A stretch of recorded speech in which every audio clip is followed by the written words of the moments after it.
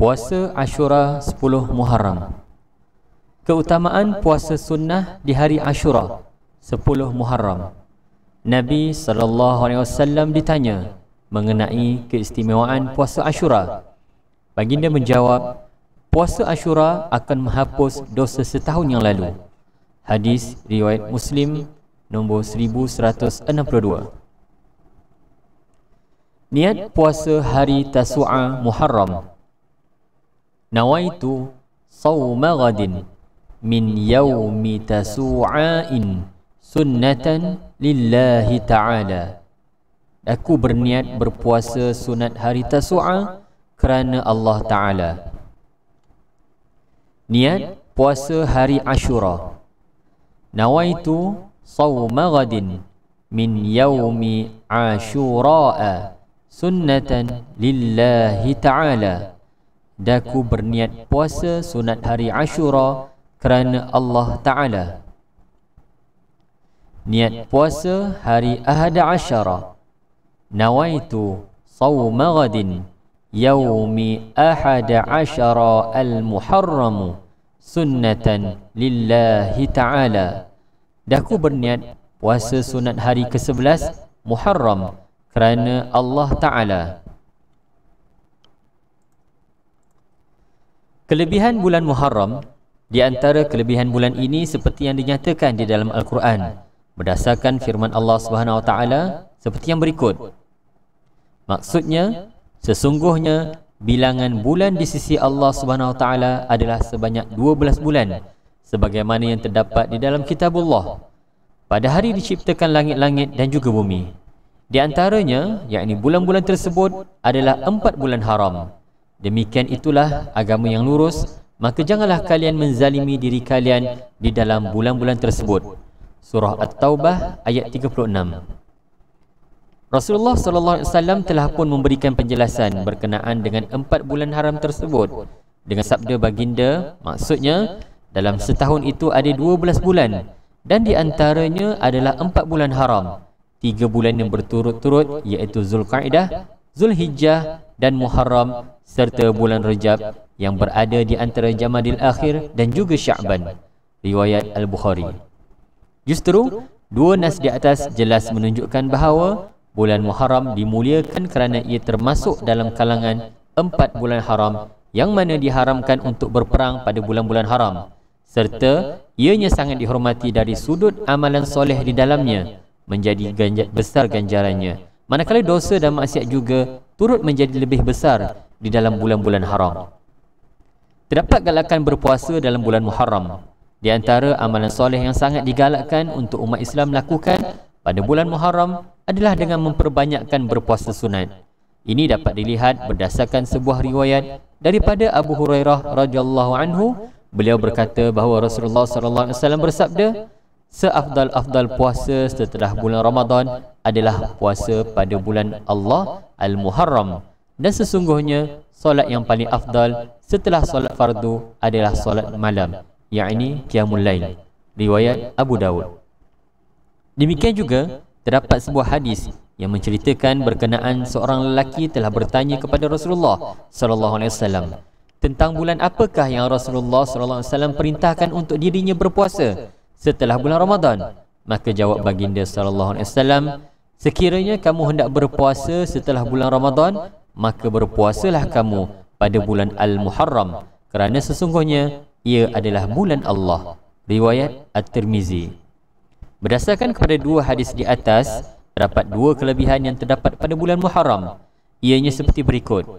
Bulan Muharram disebut sebagai bulan Allah yang tidak disebut pada bulan-bulan yang lain. Umum mengetahui jika sesuatu perkara itu disandarkan kepada Allah, maka ianya menjadi suatu yang mulia, sama seperti Baitullah, Abdullah, Rasulullah dan seumpamanya. Bulan Muharram adalah bulan paling afdal untuk berpuasa sunat setelah bulan Ramadan. Terdapat juga galakan berpuasa pada hari Ashura.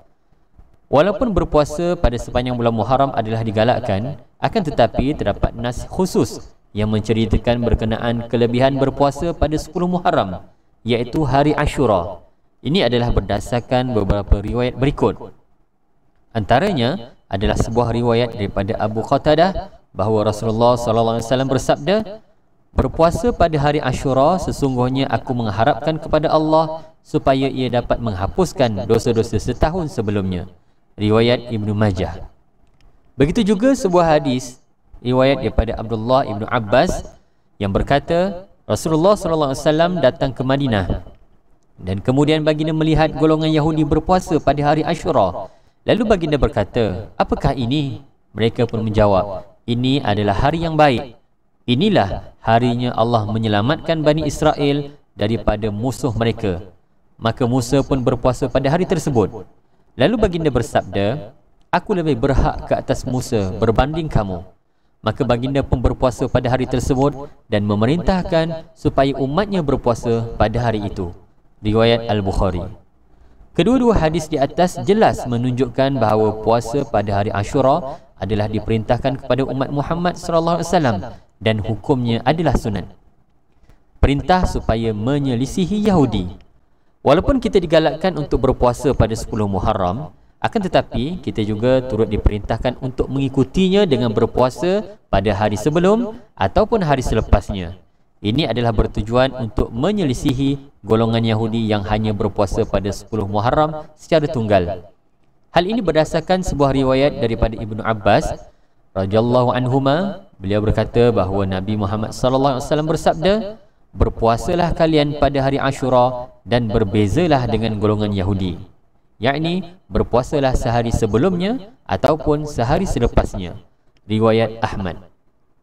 Demikian juga sebuah hadis yang diriwayatkan oleh Abdullah Ibnu Abbas radhiyallahu anhuma, kata Nabi sallallahu alaihi wasallam, maksudnya, sekiranya aku masih hidup pada tahun hadapan, nescaya aku akan berpuasa pada hari yang ke-9 Muharram. Riwayat Muslim. Demikian juga ketika Nabi Muhammad sallallahu alaihi wasallam memerintahkan untuk berpuasa pada hari Ashura, maka para sahabatnya berkata, wahai Rasulullah, sesungguhnya ia adalah hari yang mana golongan Yahudi dan Nasrani membesarkannya. Maka Rasulullah SAW menjawab dengan maksudnya, apabila datangnya tahun hadapan, insya-Allah kita akan berpuasa pada hari yang ke-9. Riwayat Muslim. Nas-nas di atas jelas menunjukkan bahawa Rasulullah SAW memerintahkan kepada kita untuk dilakukan juga puasa sehari sebelum 10 Muharram ataupun sehari selepasnya dengan tujuan untuk menyelisihi golongan Yahudi. Pendapat para fuqaha. Berikut kami nyatakan beberapa pendapat para fuqaha berkenaan isu mengikuti puasa hari Ashura dengan berpuasa sehari ataupun selepasnya. Sebahagian para ulama mengatakan bahawa cara mengerjakan puasa Ashura itu ada 3 keadaan seperti berikut. Yang pertama, berpuasa sehari sebelumnya atau sehari selepasnya. Yang kedua, berpuasa padanya 10 Muharram secara tunggal. Dan yang ketiga, berpuasa sehari dan selepasnya. Manakala cara terbaik serta paling lengkap untuk melakukannya adalah sebagaimana turutan yang disebutkan oleh Imam Ibn Qayyim Al-Jauziyah di dalam kitabnya Zad Al-Ma'ad dengan cara seperti berikut. Berpuasa pada hari sebelumnya dan juga hari selepasnya. Berpuasa pada 9 dan 10 Muharram sahaja dan juga berpuasa pada 10 Muharram sahaja. Kesimpulannya, kami menyatakan bahawa disunatkan untuk berpuasa pada 9 Muharram atau pada 11 Muharram berserta dengan puasa hari Ashura dengan tujuan untuk menyelisihi dan berbeza dengan golongan Yahudi. Kami berdoa semoga Allah SWT memberikan kefahaman yang jelas kepada kita semua di samping merezekikan kepada kita semua untuk mengikuti petunjuk Rasulullah SAW di dalam kehidupan seharian kita. Wallahu a'lam.